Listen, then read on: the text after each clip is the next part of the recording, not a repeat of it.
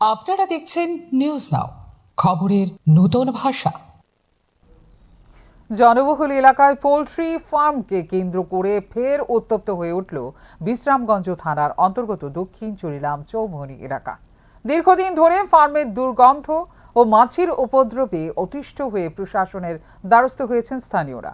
অবশেষে বুধবার ঘটনাস্থল পরিদর্শন করে 15 দিনের মধ্যে ব্যবস্থা গ্রহণের নির্দেশ দিয়েছেন প্রশাসনিক আধিকারিকেরা।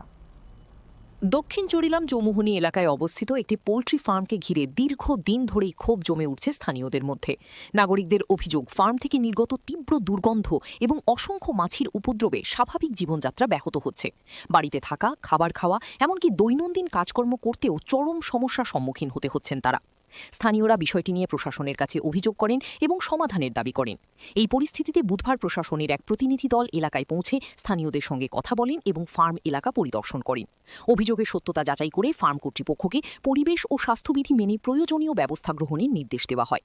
প্রশাসনের পক্ষ থেকে জানানো হয়েছে, সমস্যা সমাধানের জন্য ফার্ম কর্তৃপক্ষকে 15 দিনের সময় দেওয়া হয়েছে। নির্ধারিত সময়ের মধ্যে কার্যকর ব্যবস্থা না নেওয়া হলে পরবর্তীতে আইনানুগ পদক্ষেপ গ্রহণ করা হবে। যেটা যে ওরা প্রচণ্ড কষ্টের মধ্যে আছে এবং প্রশাসনও চাইছে এটা অতি তাড়াতাড়ি এটা রিজলভ করার জন্য, এবং তাদেরকে 15 দিনের টাইম দেওয়া হচ্ছে। 15 দিনের মধ্যে উনিও, মালিক পক্ষ আমাদেরকে আশ্বস্ত করছে প্রশাসনকে যে উনি 15 দিনের মধ্যে কমপ্লিট করবে এবং তখনই মাছি এবং গন্ধ কোনটাই থাকবে না, যেটা এলাকাবাসী পারবেন। স্থানীয় লোকেদের দাবি, এলাকার এক রাষ্ট্রবাদী নেতার এই ফার্ম। তিনি বৃহৎ পরিসরের ফার্ম খুলে সেখানে 5000 মোরগ পালন করে ব্যবসা করছেন। রাষ্ট্রবাদী নেতার ফার্ম ব্যবসা নিয়ে স্থানীয়দের মধ্যে কোনো আপত্তি না থাকলেও অপরিচ্ছন্ন ব্যবস্থাপনা নিয়ে আপত্তি রয়েছে। 15 দিনের মধ্যে ব্যবস্থা পরিবর্তন না হলে বৃহত্তর আন্দোলনের হুমকি দিয়েছেন স্থানীয়রা।